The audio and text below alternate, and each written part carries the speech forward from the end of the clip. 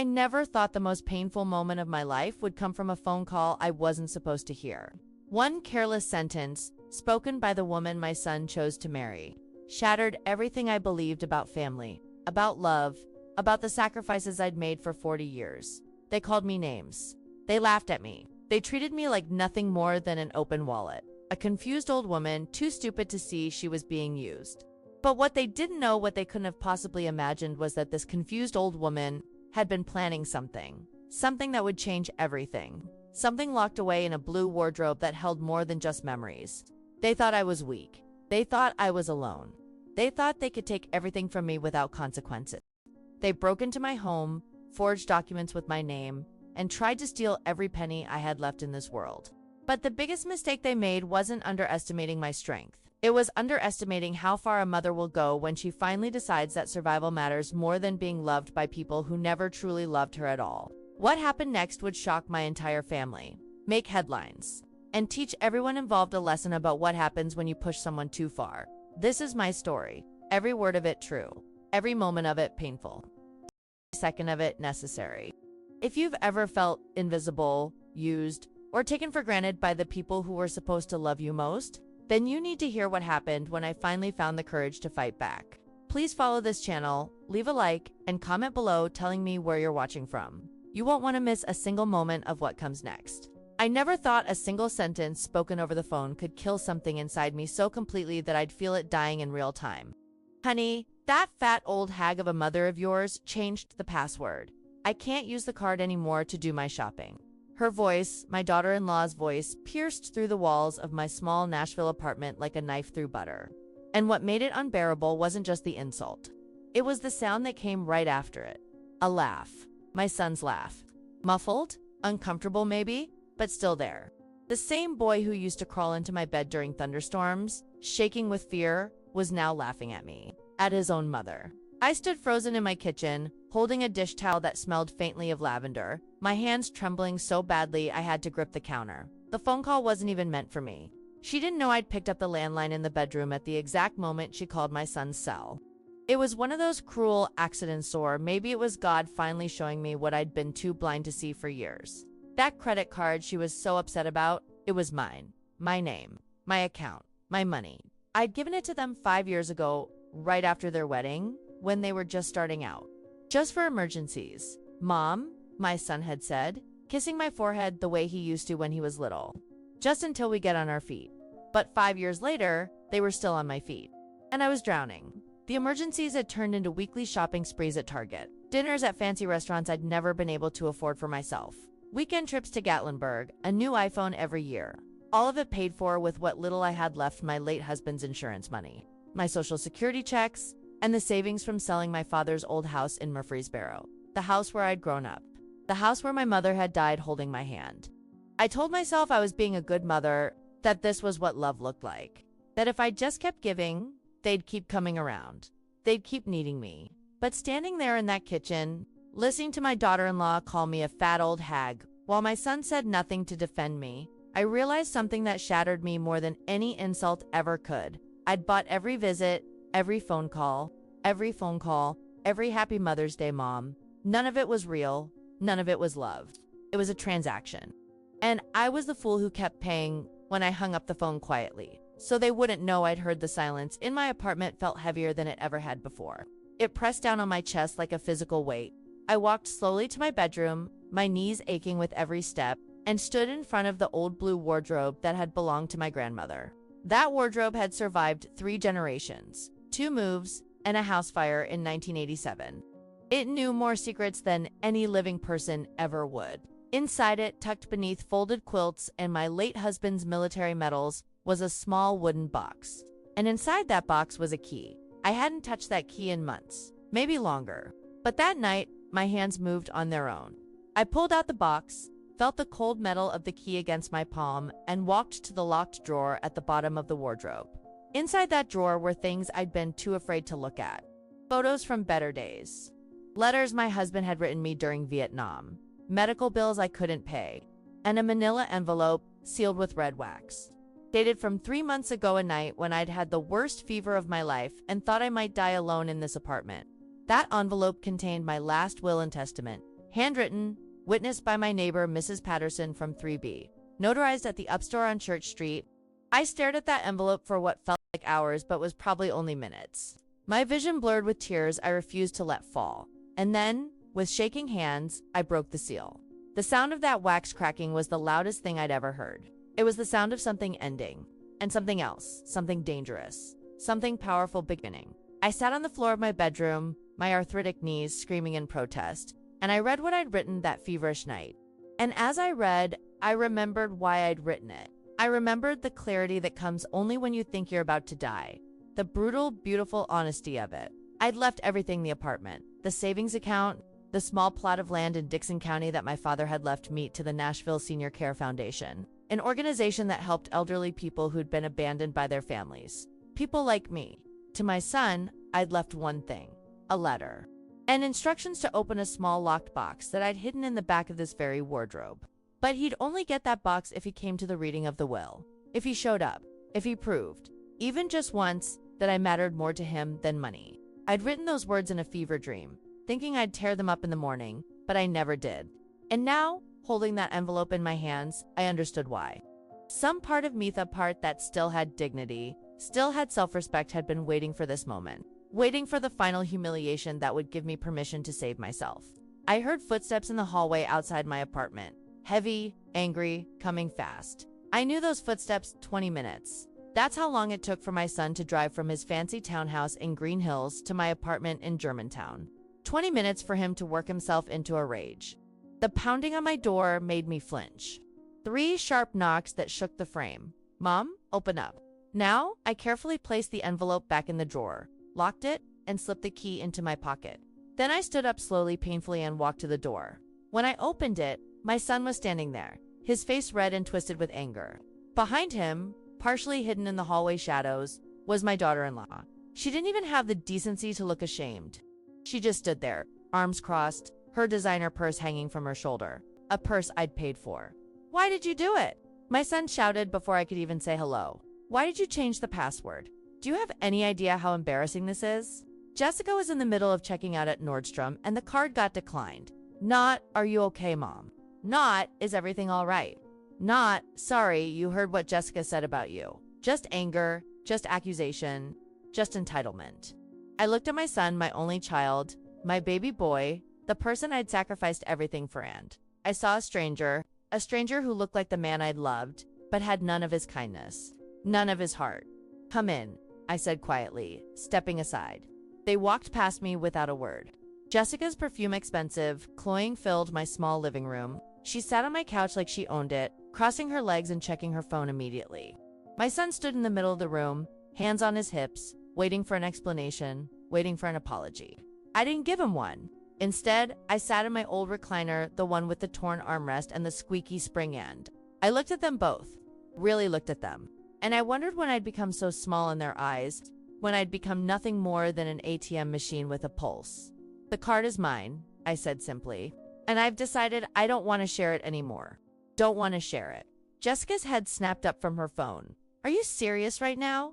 After everything we've done for you, everything they'd done for me," I wanted to laugh, or scream, or both.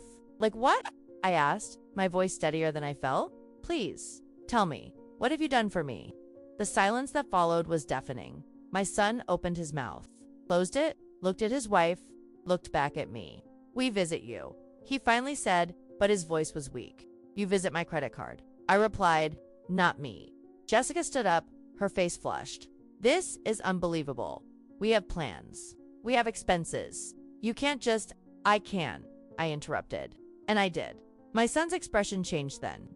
The anger melted away and something else replaced it. Something that looked almost like panic. "Mom," he said, his voice softer now, more careful. "Are you, ... are you feeling okay? Is this about your medication? Maybe we should call Dr. Brennan." And there it was. The final insult. I wasn't angry. I wasn't hurt. I wasn't standing up for myself.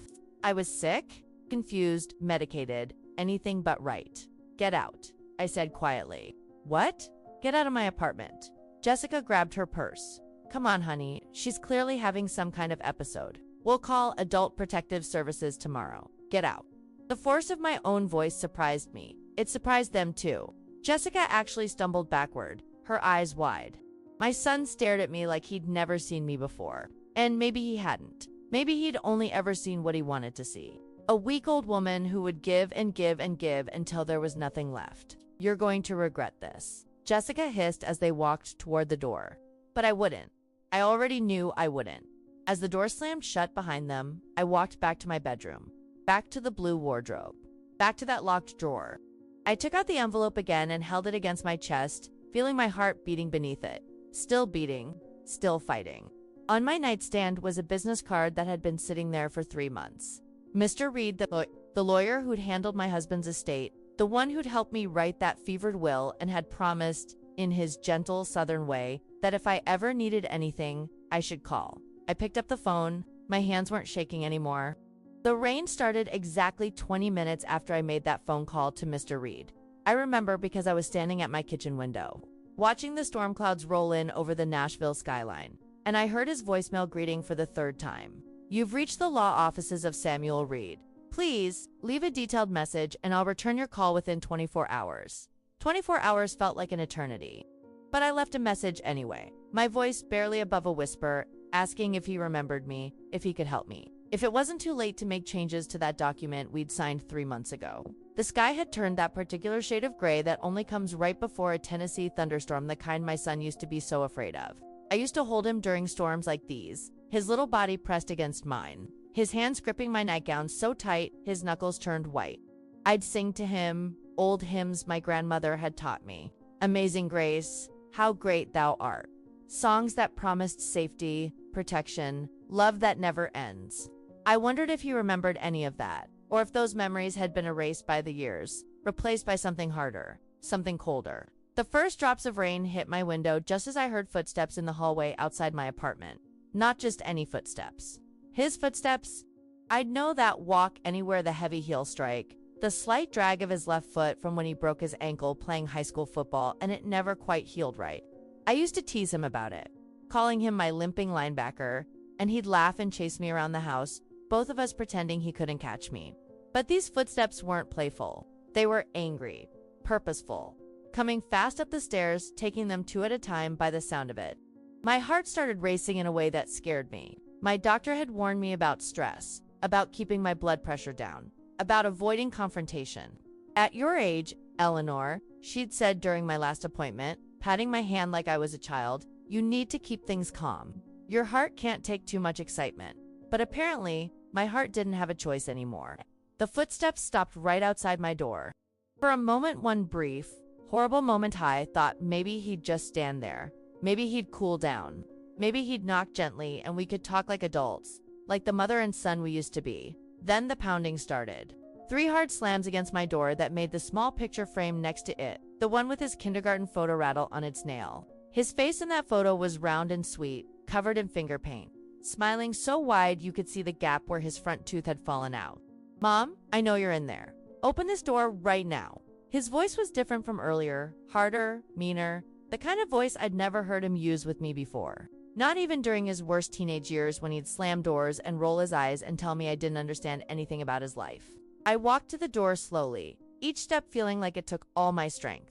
My reflection caught in the mirror by the coat rack, a tired old woman with gray hair that needed cutting, wearing a faded house dress I'd owned for probably 15 years, my reading glasses hanging from a chain around my neck. When had I become this person? When had I stopped trying? When had I accepted that this small apartment, this small life, this small version of myself was all I deserved? I'm coming, I called out. But my voice was so quiet, I don't think he heard me over his own shouting. Don't make me call the building manager, Mom. I'll say you're having a medical emergency. I'll tell them you're confused. That word, confused, the same word Jessica had used, like I was senile, like I was losing my mind. Like standing up for myself was a symptom of dementia rather than the sanest thing I'd done in years. I unlocked the deadbolt, the one I'd had installed last year after Mrs. Patterson from 3B got robbed on, opened the door. My son pushed past me before I could even step aside. Behind him, lurking in the hallway like a shadow that couldn't quite materialize, was Jessica. She was wearing yoga pants that probably cost more than my monthly grocery budget and a jacket I recognized from a Macy's catalog I'd thrown away last month. The price tag had been $340. I remembered because I'd stared at it for a long time, wondering what kind of person spent that much on a jacket when there were people in this world who couldn't afford heat. She didn't come in. Just stood there in the hallway, her arms crossed over her chest, her perfectly manicured nails tapping against her designer purse, the one I'd bought her for Christmas last year because my son said she really wanted it. $800 on sale. I'd used the last of my husband's life insurance money for that purse. Why did you do it? My son's voice brought my attention back inside. He was standing in the middle of my living room, his hands clenched into fists at his sides. Why did you change the password? Do you have any idea how humiliating that was for Jessica? For me. Not how are you, mom? Not are you okay? Not I'm sorry you heard what Jessica said about you. Just anger. Just accusations. Just the assumption that I'd done something wrong by protecting what was mine.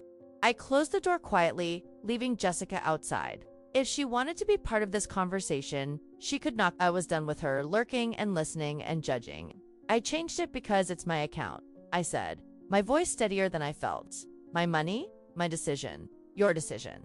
He laughed, but it wasn't a real laugh. It was bitter and sharp and meant to hurt. Since when do you make decisions without asking me first? The question hung in the air like smoke. Since when? As if I needed his permission. As if being his mother meant I'd given up the right to my own autonomy. Since today, I replied. He stared at me, his jaw working like he was chewing on words he couldn't quite spit out. The rain was coming down harder now, beating against my windows, and in the flashes of lightning I could see the little boy he used to be flickering across his face. But only 4 seconds. Only in glimpses. You're being selfish, he finally said. We have expenses. We have a life we're trying to build. And you're just sitting here in this tiny apartment doing nothing with your money except letting it rot in some bank account. What's the point of having it if you're not going to use it to help your family? Help your family, not help me. Not support me, help your family. As if I wasn't part of that equation anymore.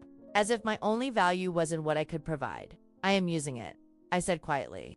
I'm using it to survive. On what? You don't do anything. You don't go anywhere. His words hit me like slaps, each one landing precisely where it hurt most. Because he was right, wasn't he? I didn't do anything. I didn't go anywhere. I'd spent the last 5 years making myself smaller and smaller so there'd be more room for them in my life. More money for their dreams. More of everything for everyone except me. Get out. I said, what? Get out of my apartment. For a moment, he just stood there, staring at me like I'd spoken in a foreign language. Then, his expression shifted from anger to something that looked almost like fear. Mom, are you feeling okay? Should I call someone? Maybe you need to see Dr. Brennan. I'm fine, I interrupted. I'm better than I've been in years. Actually, now please leave. He opened his mouth to argue, but something in my expression must have stopped him. Maybe he saw something he hadn't seen before. Maybe he finally saw me. Or maybe he just realized he wasn't going to win this fight. He walked to the door, yanked it open so hard it hit the wall, and stormed out. Jessica scurried after him like a rat following the Pied Piper, shooting me one last venomous look before disappearing down the hallway. The door swung shut on its own, and I listened to their footsteps fade away, his heavy and angry, hers clicking and quick in whatever expensive shoes she was wearing today. And then, finally, silence. I walked to my bedroom, to the blue wardrobe, to that locked drawer. The envelope was still there, waiting. But next to it now was something else, something I'd placed there this morning before any of this started. A second envelope, smaller, sealed with tape instead of wax. Inside, it was a letter I'd written to my son. A letter he'd never read unless something happened to me. A letter that said all the things I couldn't say to his face.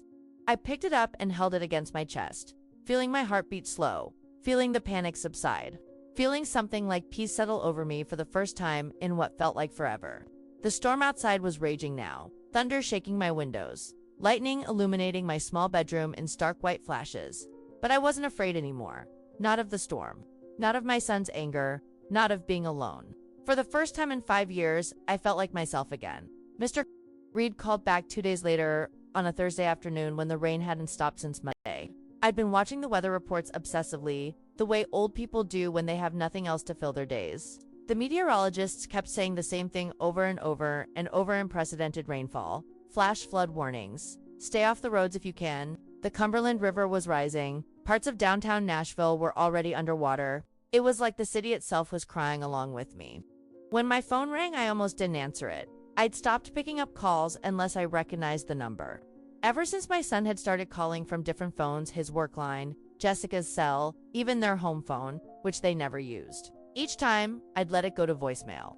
Each time, the message was the same. Anger wrapped in fake concern. Threats disguised as worry about my mental health. But this number I recognized. It was the same one on the business card that had been sitting on my nightstand for 3 months. The edges worn from how many times I'd picked it up and put it down, never quite brave enough to dial. Mrs. Eleanor Hartley. The voice on the other end was exactly as I remembered. It's soft, southern.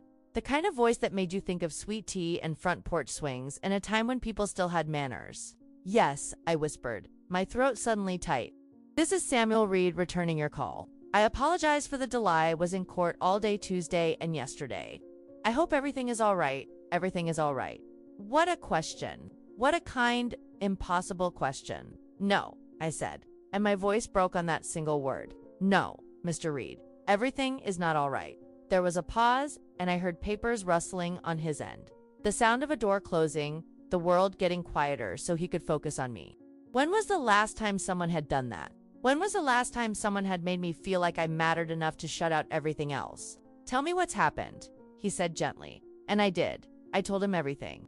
About the phone call I'd overheard, about my son and daughter-in-law, about the credit card and the years of giving until there was nothing left to give, about standing in my kitchen feeling like I was drowning in my own life, about the envelope in the blue wardrobe and the will I'd written in a fever dream that now felt like the sanest thing I'd ever done. He listened without interrupting. Not once. He just let me talk, let me cry, let me pour out 5 years of humiliation and heartbreak into the phone like I was confessing to a priest. When I finally stopped, exhausted and empty, he was quiet for a long moment. "Mrs.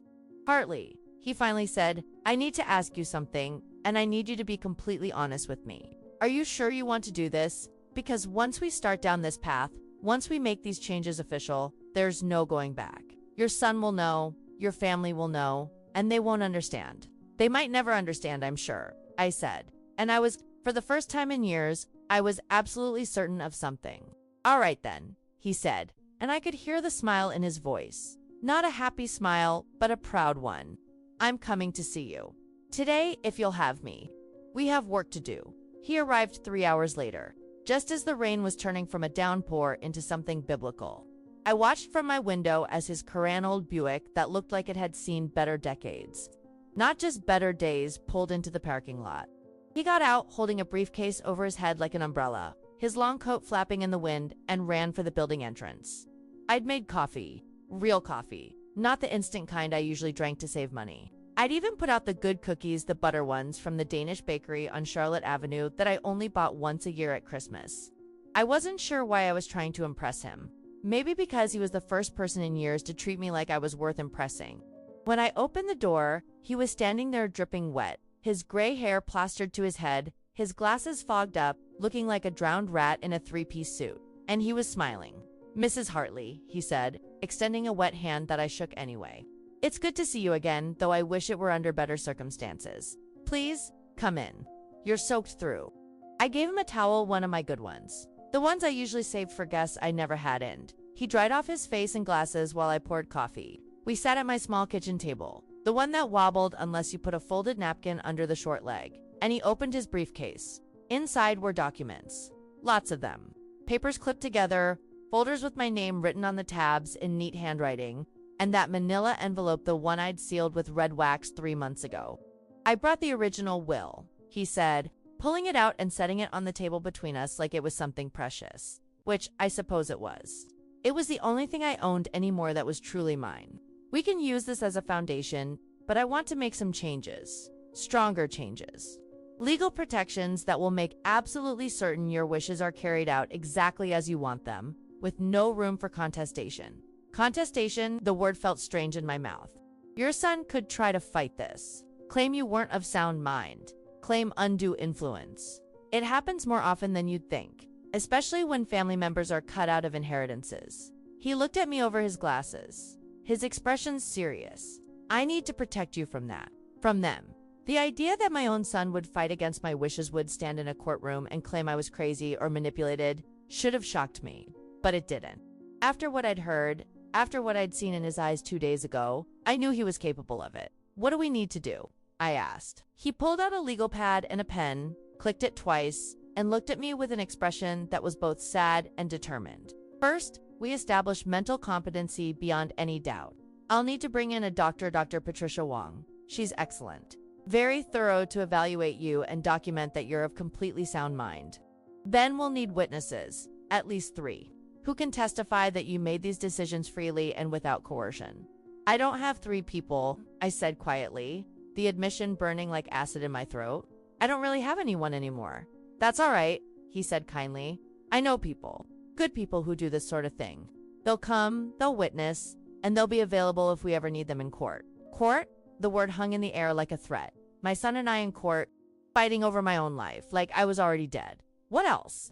I asked, pushing down the nausea rising in my stomach. We revoke all previous powers of attorney, if any exists. We create a living will that specifies your medical wishes. We set up a trust for the assets you want protected. And most importantly, he paused, looking at me carefully. We create an ethical will. A what? An ethical will. It's not a legal document, but a personal one.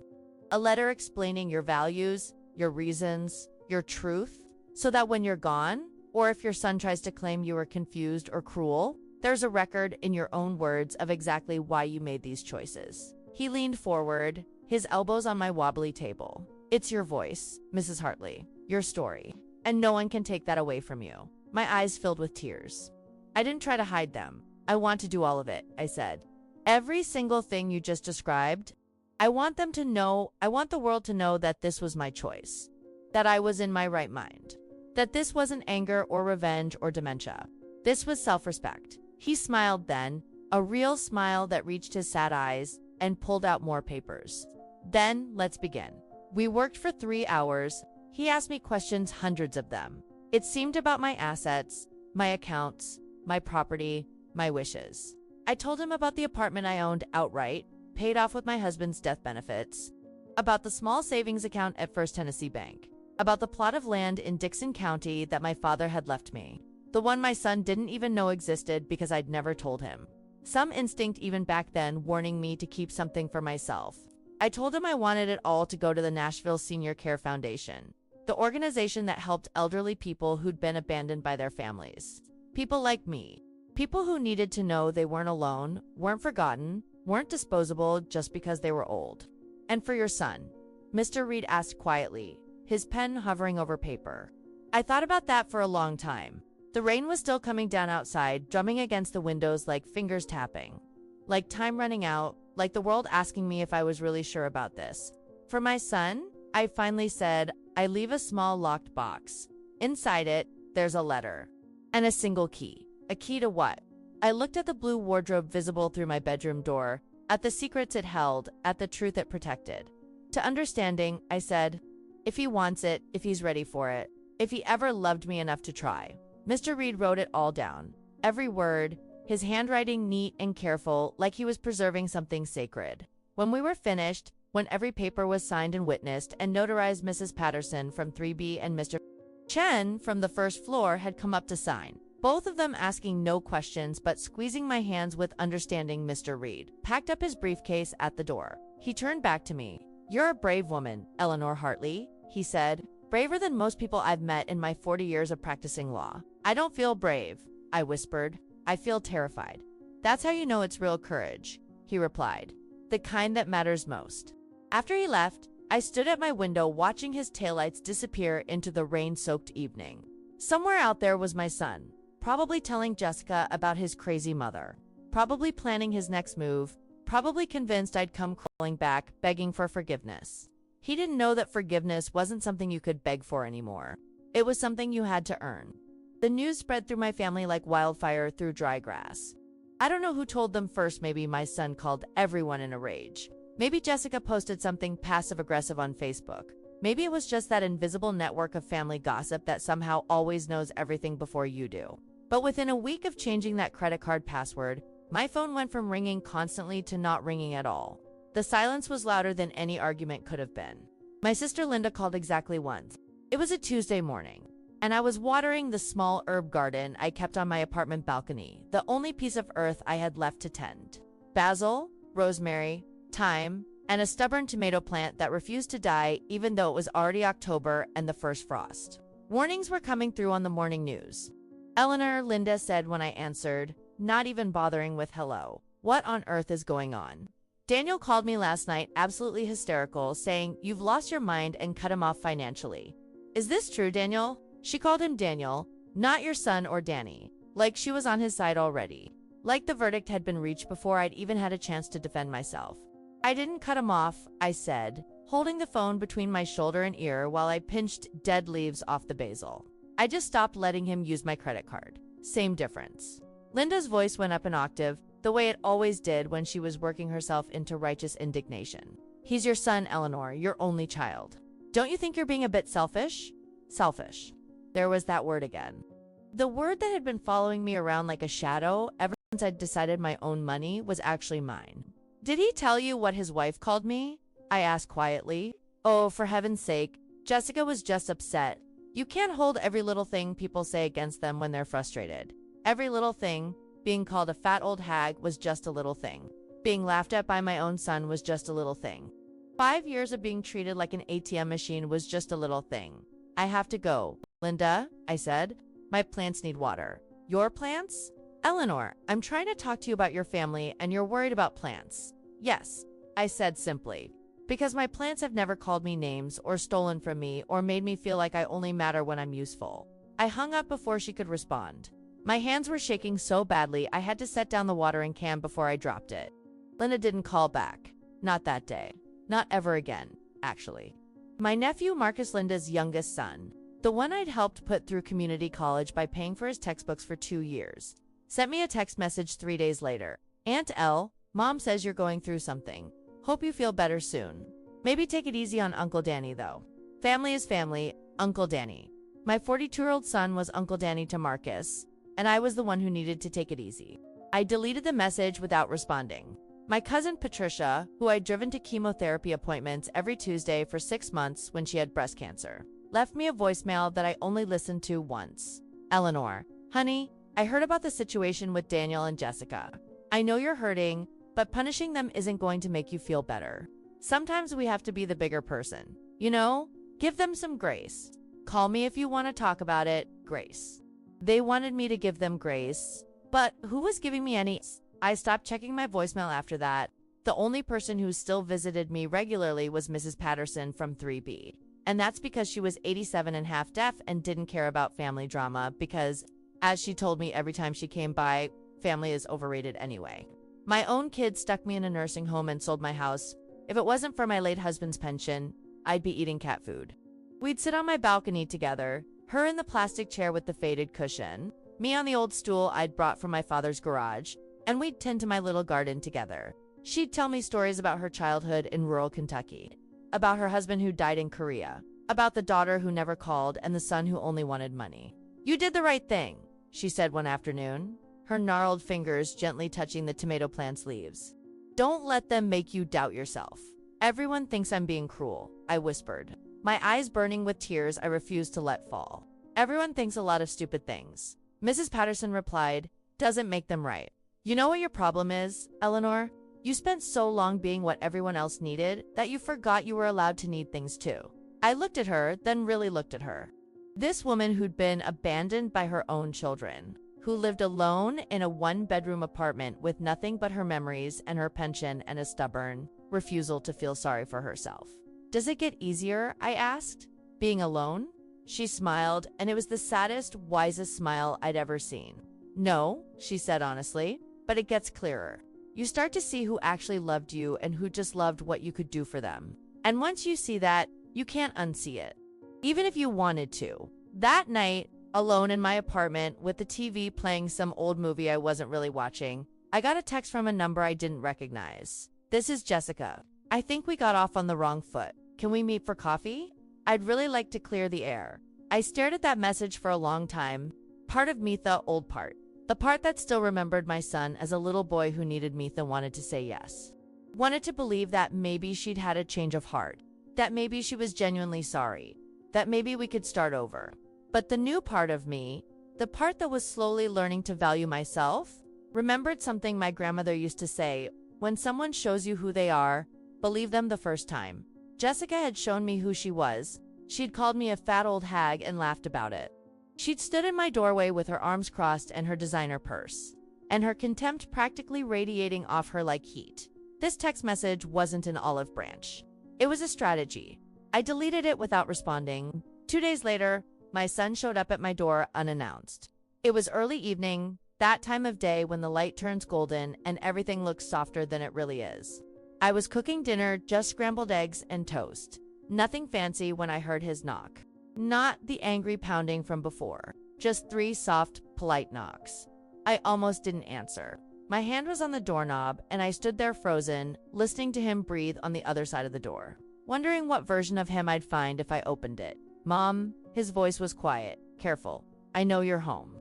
I can see your light under the door, please. I just want to talk." I opened the door. He was alone this time. No Jessica lurking in the hallway. He was holding flowers, grocery store carnations, the cheap kind that come in plastic wrapping, not the nice roses from the florist on West End Avenue that I knew he could afford. A small detail, maybe, but I noticed it. I noticed everything now. "Can I come in?" he asked. I stepped aside without speaking. He walked past me, and I caught the scent of his cologne, same one I'd bought him for Father's Day last year. Another gift purchased with money I'd had to stretch to afford. He stood in my living room holding those cheap flowers like he didn't know what to do with them. And for the first time in weeks, he looked uncomfortable, uncertain, almost like the boy I used to know. "I wanted to say I'm sorry," he said finally, "for how I acted, for what Jessica said, for ... all of it." I took the flowers and walked to the kitchen to put them in water, buying myself time to think. My hands were steady as I filled a vase, arranged the stems, set them on the counter. He followed me, hovering in the doorway like he was afraid to come too close. "Are you?" I asked quietly, not looking at him. "Sorry, or are you just sorry that I cut off your access to my money?" The silence that followed told me everything I needed to know. "Mom, that's not fair," he finally said, but his voice lacked conviction. "Isn't it?" I turned to face him. "Be honest with me, Daniel. If I gave you the credit card back right now, if I said you could use it however you wanted, would you still be standing here apologizing?" He opened his mouth, closed it. His face went red, the way it used to when he was a teenager caught in a lie. "I thought so," I said softly. "It's not like that," he insisted, but we both knew it was exactly like that. Jessica and I, we've gotten used to certain things. We've built a life based on assumptions about family support. "Family support," I repeated. "Is that what you call it?" "Not my sacrifice. Not my entire retirement fund. Not selling my father's house to pay for your wedding. I didn't ask you to do any of that. You didn't have to ask."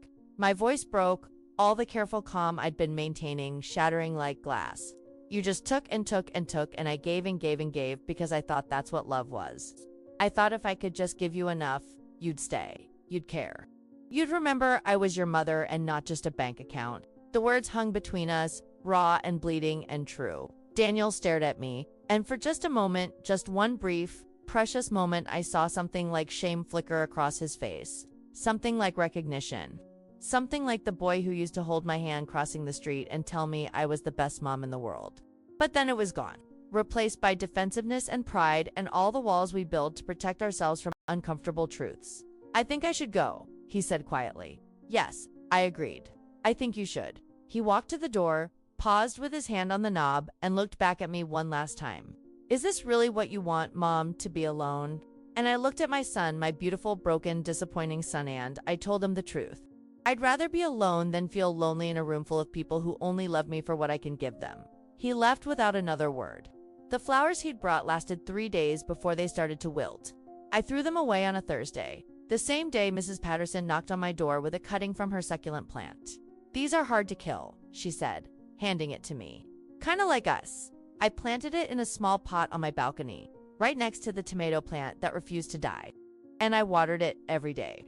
I should have known something was wrong the moment I came home from the grocery store that Wednesday afternoon.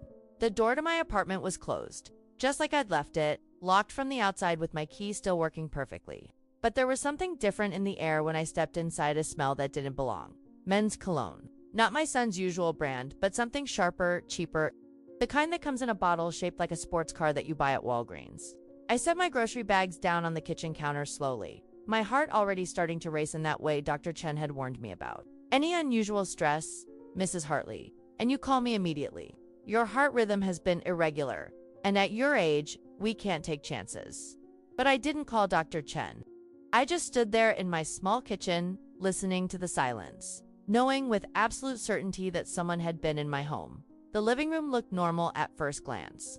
The TV remote was where I'd left it, balanced on the arm of my recliner. The magazines on my coffee table were still in their neat stack. The top one opened to an article about container gardening that I'd been reading before I left. My reading glasses were still on the side table, folded carefully the way I always left them, but the blue wardrobe, oh God, the blue wardrobe. I saw it from the bedroom doorway before I even stepped inside. The door was hanging open at an odd angle, one hinge completely torn from the wood. The lock, that old brass lock that had survived 3 generations, was bent and broken, dangling uselessly like a tooth that had been knocked loose. My legs felt like water as I walked toward it. Each step took everything I had, every ounce of courage, every bit of strength I'd been building up over the past few weeks. The locked drawer at the bottom, the one that held everything that mattered, was completely destroyed. Someone had used a crowbar or a hammer or something heavy and brutal, and they'd torn it apart like it was made of cardboard instead of solid oak that was older than I was. Papers were everywhere, scattered across my bedroom floor like fallen leaves after a storm. Some were torn, some were crumpled, some had footprints on them, actual footprints from someone's shoes, tracked across my personal documents like they were trash. I fell to my knees, my arthritis screaming in protest, and started picking up the pieces of my life with trembling hands. Photos of my late husband in his uniform, the edges now ripped, the deed to the apartment crumpled into a ball and thrown in the corner. Medical records, bank statements, insurance papers, all of it violated, exposed. Treated with less respect than you'd give, garbage. But the envelope, the manila envelope with the red wax seal that contained my will, was gone. I searched everywhere. Under the bed, behind the dresser, in the closet, through every pile of papers. I went through my apartment like a woman possessed, opening drawers I hadn't touched in years, looking in places that made no sense, desperately hoping I'd just forgotten where I'd put it. But I knew the truth. Someone had taken it. Someone had broken into my home, destroyed my grandmother's wardrobe, and stolen the only document that proved I was in control of my own life. I sat on the floor in the middle of the destruction, surrounded by the scattered remains of my privacy, and I felt something inside me crack. Not break, I'd already been broken. This was different. This was the sound of whatever naive hope I'd been holding on to finally dying. That's when I saw it. Partially hidden under my bed, caught on the corner of the bed frame, was a single sheet of paper. Not one of my documents. This was different lined notebook paper, the cheap kind with the spiral binding holes torn along the edge, the kind my son used to use in high school. I pulled it out with shaking hands. The handwriting was rushed, angry, barely legible, but I recognized it immediately. I'd seen that handwriting on birthday cards, on grocery lists, stuck to my refrigerator with magnets, on the few letters he'd sent me during his 1 semester away at college before he dropped out and moved back home. The message was short: you're losing your mind. We're doing this for your own good. Stop being stubborn before you do something you can't take back. No signature. No name. Just those words, scrawled in what looked like black Sharpie. The letters pressed so hard into the paper that they'd torn through in places. But underneath his message, in different handwriting, neater, more controlled, written in what looked like lipstick, was something else. Should have just given us what we wanted, you stupid old bitch. Jessica's words, Jessica's handwriting. I recognized it from the thank you card she'd sent me after their wedding, the one card in 5 years of marriage where she'd actually written something by hand instead of just signing her name to something printed. I held that paper in my hands, and I felt something I hadn't felt in a long time. Not sadness, not hurt. Those emotions were too small, too soft, too human for what was burning through my veins right then. It was rage. Pure, crystalline rage that made my vision sharpen and my hands stop shaking, and my breathing steady into something calm and dangerous.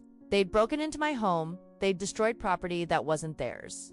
They'd stolen legal documents, and they'd had the arrogance, the absolute stupidity, to leave evidence behind. I stood up, my knees no longer hurting, my arthritis forgotten, my age meaningless in the face of this violation. I walked to my kitchen counter where I'd left my purse and my phone. My hands were completely steady as I pulled out the business card that I'd memorized by now. Mr. Reed answered on the second ring. Eleanor. His voice was immediately concerned. What's happened? They broke in, I said, my voice eerily calm even to my own ears. They destroyed the wardrobe, took the will, and left me a note basically admitting to everything. Are you somewhere safe right now? Are they still there? I'm in my apartment, I'm alone, and I'm perfectly safe. I looked down at the note in my hand, at the evidence of their crime written in their own handwriting. But they're not going to be. Don't touch anything else, Mr. Reed said urgently. I'm calling the police right now. I'll be there in 20 minutes. Eleanor, I need you to promise me you won't do anything until I get there. I promise, I said. But I was already doing something. I was already taking photos of everything with my phone, the broken wardrobe, the scattered papers, the footprints on my documents, and especially that note with both their handwriting on it. I took dozens of photos from every angle, making sure every detail was captured, every piece of evidence documented. My son had underestimated me. Again, he thought I was just a confused old woman who'd roll over and accept being robbed and violated and insulted in her own home. But I'd lived through things he couldn't imagine. I'd survived my husband's death, my father's Alzheimer's, financial struggles that would have broken people half my age. I'd raised a son essentially alone while working 2 jobs. I'd made a life out of nothing but willpower, stubbornness, and the absolute refusal to quit. And he thought he could break me with a crowbar and a nasty note. The police arrived first. 2 officers, one older and tired-looking, one young and trying too hard to seem professional. They took my statement, photographed the damage, carefully bagged the note as evidence. The younger one kept giving me concerned looks, like he was waiting for me to have a breakdown. But I didn't break down. I was done breaking down. I told them everything in a clear, calm voice. About the overheard phone call. About cutting off the credit card. About my son's visits and threats. About finding my apartment broken into and my property destroyed. I showed them the photos on my phone, the evidence of their handwriting, everything. Do you want to press charges? The older officer asked, his pen hovering over his notepad. I looked at him, at his tired eyes that had seen too many family disputes just like this one. And I thought about my son, my baby boy, the child I'd carried for 9 months and loved for 42 years. And then I thought about what he'd become, what he'd chosen to become. Yes, I said, I want to press charges. The officer nodded like this was what he'd expected. It might get ugly, ma'am. Family cases always do. Are you sure you're prepared for that? I looked around my violated bedroom, at my grandmother's destroyed wardrobe, at the evidence of my son's crime scattered across my floor. Officer, I said quietly, it's already ugly. I'm just making it official. Mr. Reed arrived just as the police were finishing up. He came in carrying his briefcase and wearing an expression I'd never seen before, something between pride and sadness and grim determination. Eleanor, he said, gripping both my hands in his, I'm so sorry this happened, but I need you to know something. The will they took, that was a copy. I have the original in my office safe. They destroyed evidence of their own crime for nothing. I started laughing then. I couldn't help it. Great, gasping laughs that turned into sobs and then back into laughter. Mr. Reed looked alarmed, reaching out to steady me, but I waved him off. They didn't know, I managed to say between laughs and tears. They had no idea. They broke in here, destroyed my things, left evidence of their crime, and it was all for nothing. For absolutely nothing. Technically, Mr. Reed said with the ghost of a smile, it was for something. They just committed breaking and entering, destruction of property, theft, and possibly elder abuse. All documented, all prosecutable. All because they assumed you were too stupid to have taken proper precautions. The younger police officer let out a low whistle. You're lawyers, right, ma'am? With the evidence we have, the note, the photos, the forced entry, this is an open and shut case. They're looking at serious charges. After everyone left, after the police reports were filed and Mr. Reed had taken additional photos for the civil case we'd be filing, I sat alone in my violated bedroom and looked at the mess they'd made. They thought they'd won. They thought they'd destroyed my plans, my will, my last attempt at dignity. But they just handed me everything I needed to destroy them instead. The call came 3 days later, on a Saturday morning when I was finally starting to feel safe again in my own home.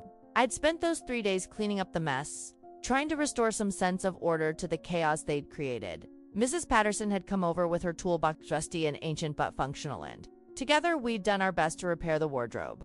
The lock was beyond saving, but we'd managed to reattach the hinge and get the door to close properly again. It would never be the same, but then again, neither would I. I'd just poured my second cup of coffee and was standing at my balcony door watching a cardinal pick at the bird feeder I'd hung last week when my phone rang.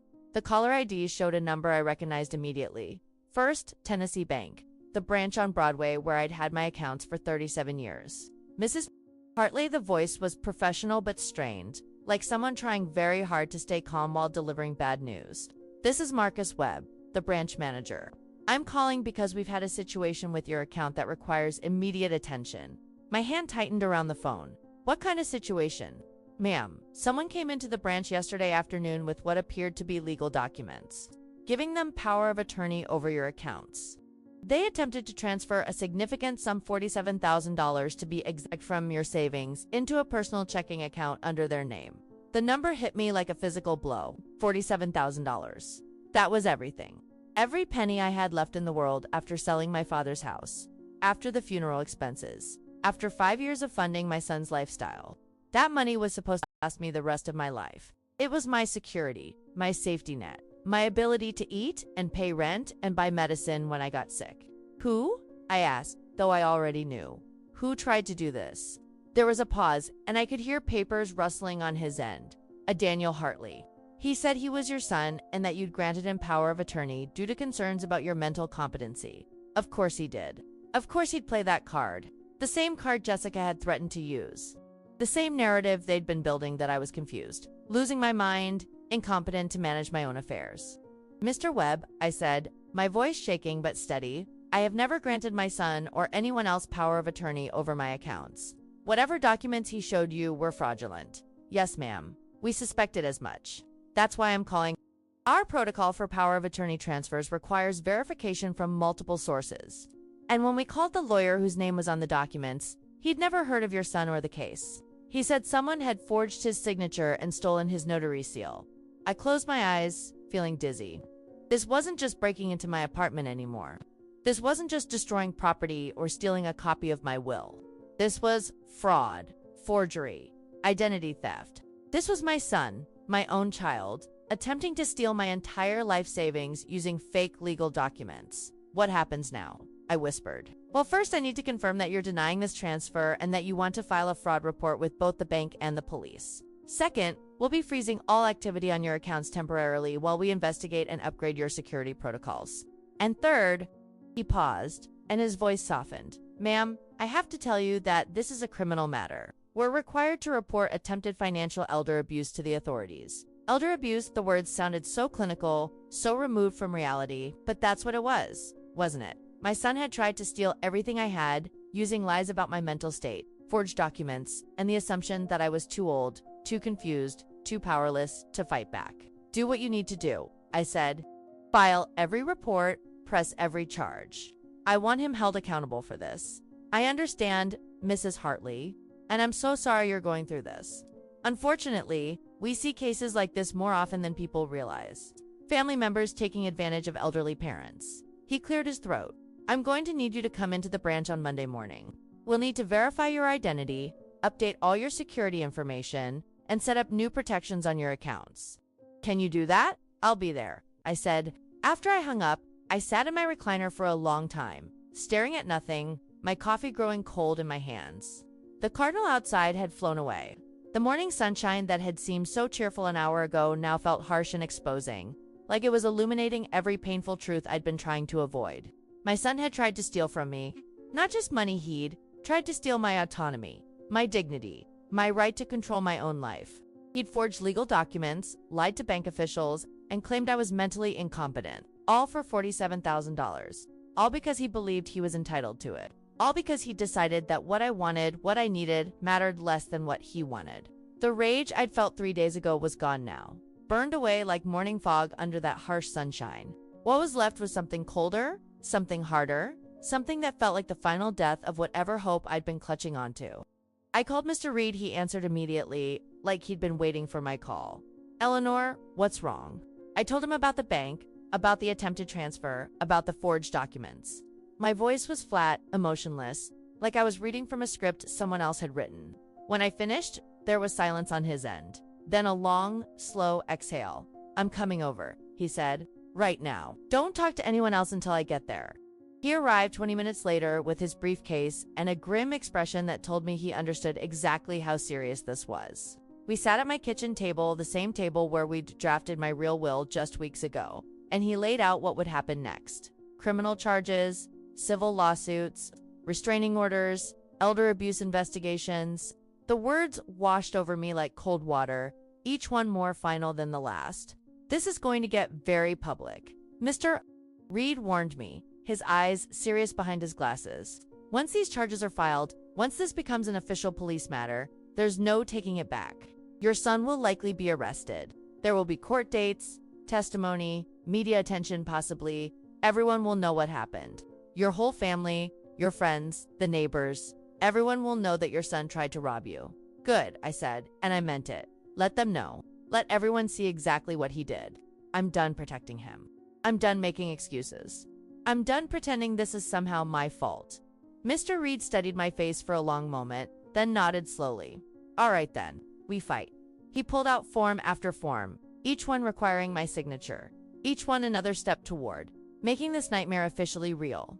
Fraud reports, police statements, sworn affidavits, power of attorney revocations, not that I'd ever granted one.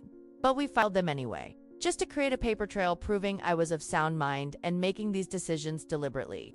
There's something else we need to discuss, Mr. Reed said as I signed the last form. Your son's actions, the breaking and entering, the theft, and now this attempted bank fraud, these constitute a pattern of financial abuse. That's grounds for an emergency protective order and possibly for pursuing criminal charges under Tennessee's elder abuse statutes. What does that mean? I asked. It means your son could face jail time, Eleanor. Real jail time. Not just fines or probation, but actual incarceration. The elder abuse laws in Tennessee are strict, and when you combine multiple instances of fraud, forgery, and theft, we're looking at potentially several years in prison. Several years.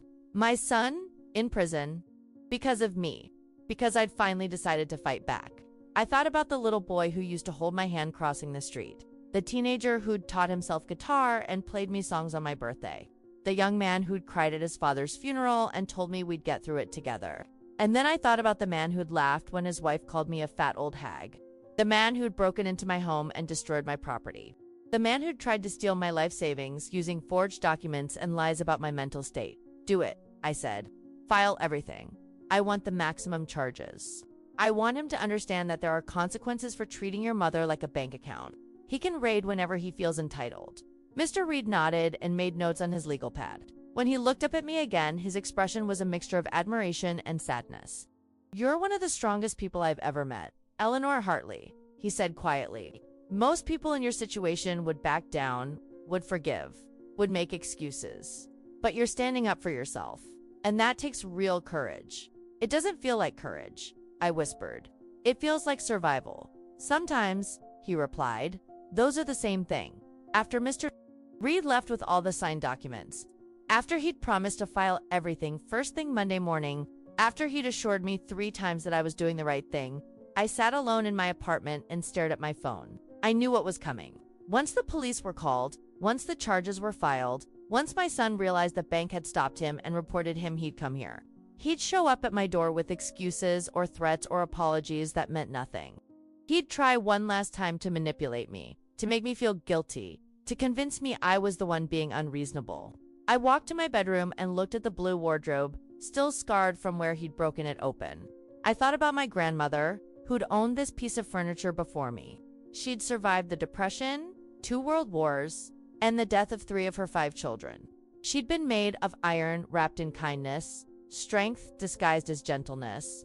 I hope I'm making you proud, Grandma, I whispered to the empty room. That night, I barely slept. Every sound in the building made me jump. Every footstep in the hallway made my heart race. I kept my phone on my nightstand. Mr. Reed's number already pulled up, ready to call if I needed help. But my son didn't come that night. He didn't call. He didn't text. The silence was somehow worse than anything else. It felt like the calm before a storm, like the held breath before a scream. Like the moment between lightning and thunder when you know the sound is coming, but you don't know how loud it will be. I lay in bed watching the ceiling fan turn slowly in the dark, and I wondered if I'd just destroyed what was left of my family. And then I reminded myself, they destroyed it first. I was just making it official. 3 months passed before I heard from my son again. 3 months of police investigations, lawyer meetings, court dates that got postponed and rescheduled.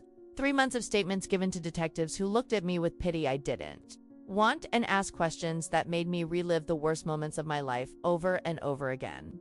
3 months of sleeping with my phone next to my pillow and jumping at every unexpected sound. The restraining order had been granted within a week. My son was legally prohibited from coming within 500 feet of me, my apartment, or any place he knew I frequented. The criminal charges breaking and entering, attempted fraud, forgery, elder abuse were all moving through the system with the slow, grinding inevitability of justice that takes its time but eventually arrives. Mr. Reed told me that my son had hired a lawyer, some slick guy from a big firm downtown who specialized in making rich people's problems disappear. But this wasn't a problem that could disappear. There was too much evidence. The broken wardrobe, the note in their handwriting, the bank records, the forged documents, the security footage from the bank showing him trying to withdraw my money. It was all there, documented and undeniable. I'd learned through Mrs. Patterson, who heard it from her nephew who worked at the courthouse, that Jessica had left him, moved out of their fancy townhouse in Green Hills, and filed for divorce within 2 weeks of the charges being filed.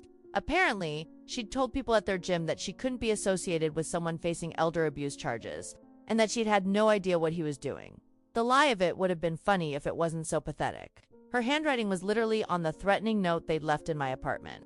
But Jessica was nothing if not a survivor, and she knew when to abandon a sinking ship. I should have felt vindicated, triumphant, even if they'd lost everything: their reputation, their marriage, possibly their freedom, while I'd protected what was mine and stood up for myself. But mostly, I just felt tired. It was a Tuesday in February when my phone rang with a number I didn't recognize. I almost didn't answer. I'd gotten into the habit of letting unknown numbers go to voicemail. Too many reporters trying to get a statement about the heartbreaking elder abuse case that had made the local news. But something made me pick up. Instinct? Maybe? Or just curiosity, Mom. The voice was so small, so broken, so completely unlike the angry man who'd stormed into my apartment months ago that for a moment I thought it was a wrong number. "Daniel," I said, my hand tightening around the phone.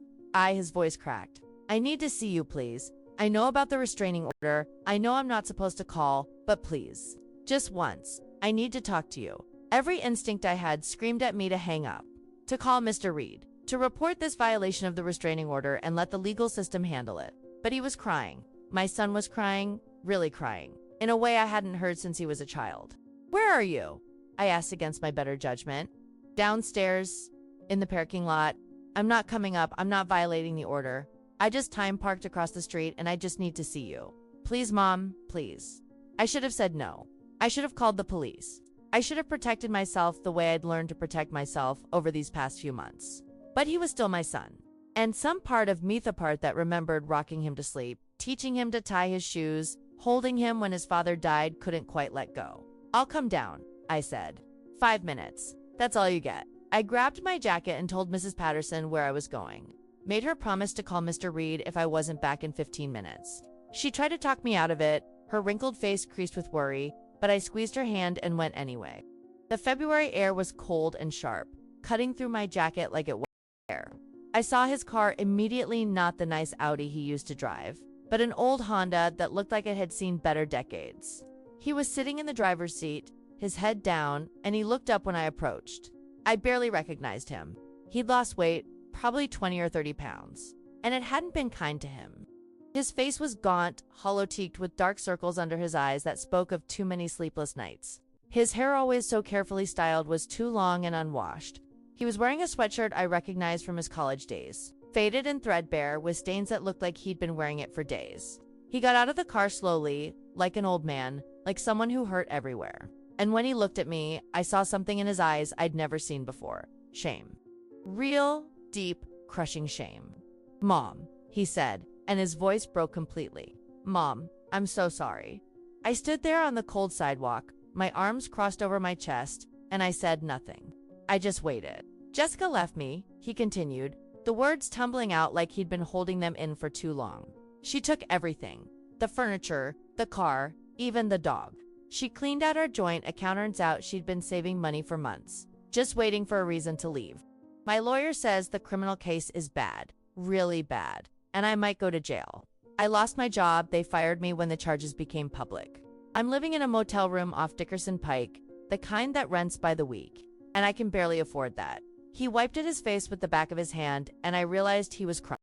Not the manipulative tears I'd seen from him before, but real, broken, gut-wrenching sobs. I destroyed everything, he said. My marriage, my career, my life. And for what? For money that was never mine. For a credit card I had no right to. Because I was too proud and too stupid to just get my life together on my own. I wanted to feel satisfaction. I wanted to feel vindicated. I wanted to feel like justice was finally being served. But standing there watching my son, my baby, my only child, completely broken and destroyed, all I felt was a sadness so deep it felt like drowning. Why did you do it? I asked quietly. Why did you try to steal from me? Why'd you break into my home? He looked at me, his eyes red and swollen, and for the first time in years, I saw honesty in his face. Because Jessica wanted things, and I wanted her to be happy.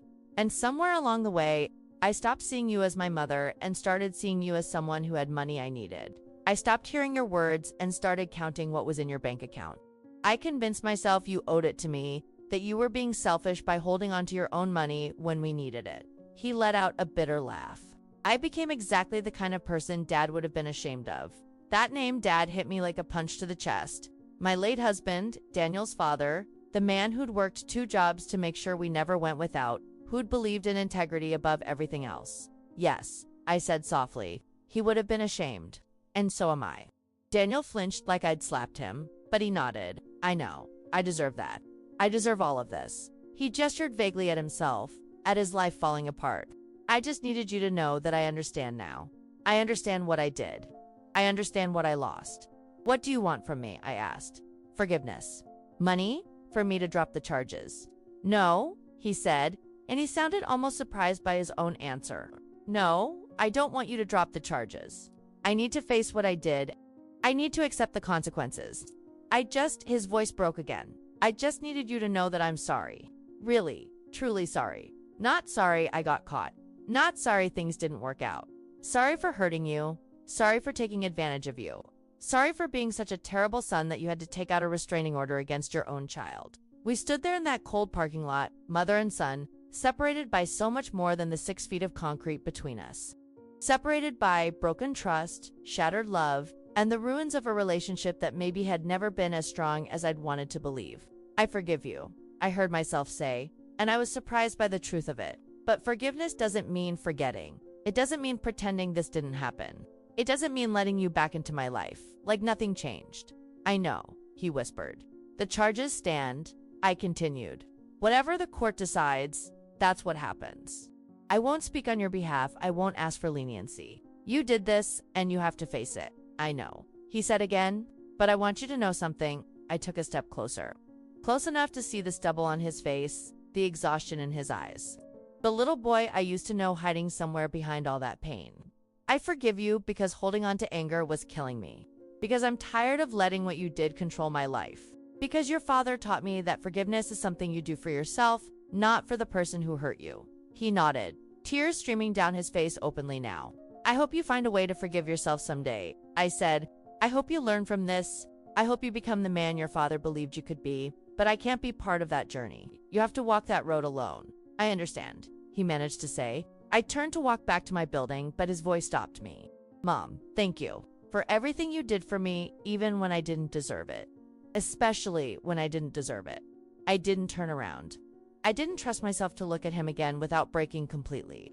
Goodbye, Daniel, I said, and I walked away. Up in my apartment, Mrs. Patterson was waiting by the door, her face anxious. When she saw me, saw whatever expression I was wearing, she just opened her arms and I fell into them, crying for the first time since this whole nightmare began. I cried for the son I'd lost, for the relationship that was broken beyond repair, for the years I'd wasted trying to buy love with money I couldn't afford to give, for the mother I used to be and the woman I'd had to become. But underneath the grief, there was something else, something lighter, peace. I'd said goodbye, I'd set him free and set myself free in the same breath. And for the first time in months, maybe years, I could finally breathe. Mr. Reed called me on a warm morning in late April, exactly 1 week after my son had been sentenced. 18 months in minimum security, followed by 3 years probation and mandatory restitution of all legal fees. The judge had been surprisingly sympathetic, taking into account Daniel's genuine remorse, his clean record, and the fact that he'd ultimately failed to actually steal any money. But she'd also been clear elder abuse was serious and there had to be consequences. I hadn't attended the sentencing. Mr. Reed had gone in my place and called me afterward with the details. I'd sat in my recliner listening to him describe how Daniel had addressed the court, how he'd taken full responsibility, how he'd specifically asked the judge not to go easy on him because my mother deserves justice. After I hung up, I'd cried, not from sadness or regret, but from a complicated mixture of relief and grief and something that might have been closure. But Mr. Reed's call this morning wasn't about the criminal case. That was over, finished, behind us. This was something else. Eleanor, he said, his voice warm but businesslike. I think it's time we finalized everything.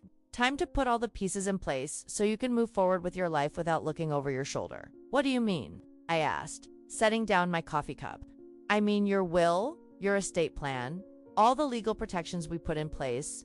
We need to review everything one final time. Make sure it's exactly what you want, and then seal it properly. I want you to have peace of mind, Eleanor. Real peace of mind. We met at his office that afternoon. It was a small place above a bakery on 12th Avenue, with creaky floors and windows that looked out over the street below. His secretary, a woman named Helen, who had to be at least 75 herself, brought us coffee and homemade lemon cookies that tasted like sunshine. Mr. Reed spread the documents across his desk like a map of my entire life. The will, the trust, the power of attorney designations, the advance directives. Every piece of paper that would control what happened to me and my possessions when I was gone. Let's go through it one more time, he said gently. Your apartment goes to the Nashville Senior Care Foundation, along with the remainder of your savings and the land in Dixon County. Is that still what you want? Yes, I said firmly. I wanted to help people like me. People who've been abandoned or abused by the family members who were supposed to love them. He made a note and continued, You've designated Helen as your healthcare power of attorney and Mrs. Patterson as backup. Neither has any financial interest in your estate, which protects you from any conflicts of interest. I nodded. These were women who'd shown me more kindness in the past few months than my own blood relatives had shown me in years. And for your son, Mr. Reed paused, looking at me carefully. You've left him a locked box. Do you want to tell me what's inside? I'd been waiting for this question. I reached into my purse and pulled out a small brass key, the kind that might open a diary or a jewelry box. I held it in my palm, feeling its weight, its significance. Inside the box, I said slowly, there's a letter. I wrote it the night after he came to see me in the parking lot. It explains everything why I did what I did, what I hoped he would learn, and what I want for his future. And Mr. Reed prompted gently. And there's a check, I continued. For $5,000, it's not much, but it's enough to help him start over when he gets out of prison. Enough for first and last month's rent somewhere. Enough for some decent clothes for job interviews. Enough to give him a fighting chance. Mr. Reed's eyes widened slightly. Eleanor, after everything he did, you're still leaving him money. Not money, I corrected, a chance. One last chance to prove he learned something from all of this. The letter explains that the money comes with conditions. He has to complete addiction counseling. Even though his addiction wasn't to drugs, but to entitlement. He has to volunteer at a senior center for at least 6 months. He has to write letters to me not asking for anything, just telling me about his life, his growth, his journey, even though I might never respond. And if he doesn't meet these conditions, then the money goes to charity and he gets nothing. But at least he'll have had the choice. At least he'll know that even after everything, I still believed he could be better. Mr. Reed was quiet for a long moment, studying my face. Then he smiled, that sad, proud smile I'd come to recognize. You're giving him something more valuable than money, he said softly. You're giving him a roadmap to redemption. Whether he follows it or not, that's up to him. Exactly, I said. We finished the paperwork, signed and witnessed and sealed everything with the kind of finality that comes from knowing you've done all you can do. As Mr. Reed placed the documents in his safe, the same safe that had protected my original will when Daniel had stolen the copy, I felt something shift inside me. For months, I'd been living in a state of constant tension, always waiting for the next crisis, the next violation, the next betrayal. But sitting there in that small office above the bakery, smelling lemon cookies and old paper and possibility, I realized it was finally over. I was free. There's one more thing, Mr. Reed said as I was gathering my purse to leave. He pulled out a folder I hadn't seen before, unmarked and thin. I took the liberty of researching some options for you. Support groups for people who've experienced elder abuse. Therapy services that specialize in family trauma. community programs where you could volunteer, meet people, start building a new life. He slid the folder across the desk to me, and I opened it with trembling hands. Inside were brochures, phone numbers, addresses, a whole world of possibilities I hadn't let myself imagine. "You've spent the last 6 months surviving, Eleanor," he said gently. "Maybe it's time to start living again." I looked at the resources he'd compiled: a watercolor class at the community center, a book club at the public library, a volunteer program at the botanical gardens. Simple things, normal things. The kind of things I used to do before I'd made myself small to fit into my son's life. "Thank you," I whispered, my eyes filling with tears. "For everything. For believing me. For fighting for me. For treating me like I mattered." "You do matter," Mr. said firmly. "You always did. You just needed to remember that yourself." That evening, I stood in my bedroom in front of the blue wardrobe. It still bore the scars of what had happened: the repaired hinge, the broken lock, the scratches in the wood that no amount of polish could hide. But it was still standing, still strong, still holding my secrets and my strength. I opened the bottom drawer, and no lock needed anymore, just my trust in myself, and pulled out the small wooden box I'd prepared for Daniel. Inside was the letter I'd written, sealed in an envelope with his name in my careful handwriting. Underneath it was the check, made out and signed, dated for the day of his release from prison. I read the letter one last time, my own words reflecting back at me. "My dear Daniel, if you're reading this, it means I'm gone. I want you to know that I forgave you long before I died. Not because what you did was okay, it wasn't, but because holding on to anger would have poisoned the rest of my life. And you'd already taken enough from me. This money isn't a gift. It's a responsibility. Use it to become the man your father believed you could be. Use it to help someone else the way I tried to help you. Use it to break the cycle of entitlement and selfishness that almost destroyed both our lives. I hope you find peace, son. I hope you find purpose.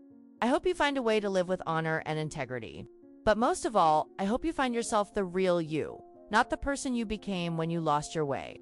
I loved you from the moment you were born until the moment I took my last breath. But love doesn't mean accepting abuse. Love doesn't mean sacrificing yourself until there's nothing left. Real love, the kind that matters, means caring enough to let someone face the consequences of their choices. Be better, do better, live better. That's all I ever wanted for you, your mother. Eleanor. I sealed the letter back in the box, placed it carefully in the drawer, and locked it with the brass key. Then I took that key and put it in a separate envelope addressed to Mr. Reed, with instructions that Daniel could only receive it if he completed the terms I'd set. The sun was setting, painting my small apartment in shades of gold and amber. I walked to my balcony where my little garden was thriving: the herbs, the tomato plant that had survived another winter, the succulent Mrs. Patterson had given me that was now sprouting new growth.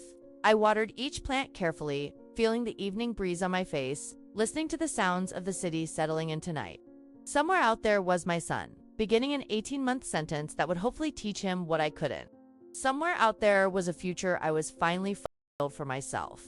I thought about my grandmother, about the blue wardrobe that had survived so much, about the strength that runs in the blood of women who refuse to be broken. "I did it, Grandma," I whispered to the evening air. "I stood up for myself. I survived. And I'm still here." A cardinal, maybe the same one that had been visiting my feeder all spring, landed on the balcony railing. It cocked its head at me, its red feathers brilliant against the darkening sky. And for just a moment, I felt like my grandmother was there with me, and my late husband, and all the people who'd loved me the right way.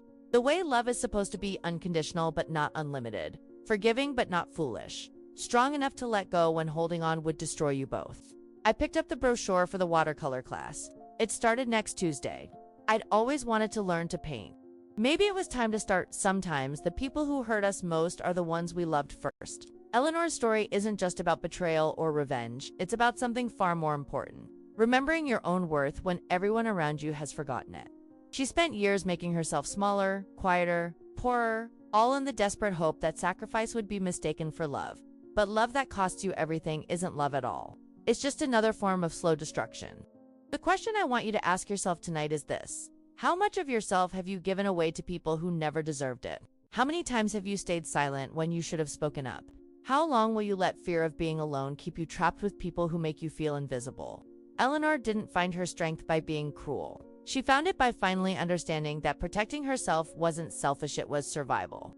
She forgave her son not because he deserved it, but because carrying that anger would have destroyed what little peace she had left. That's the real lesson here.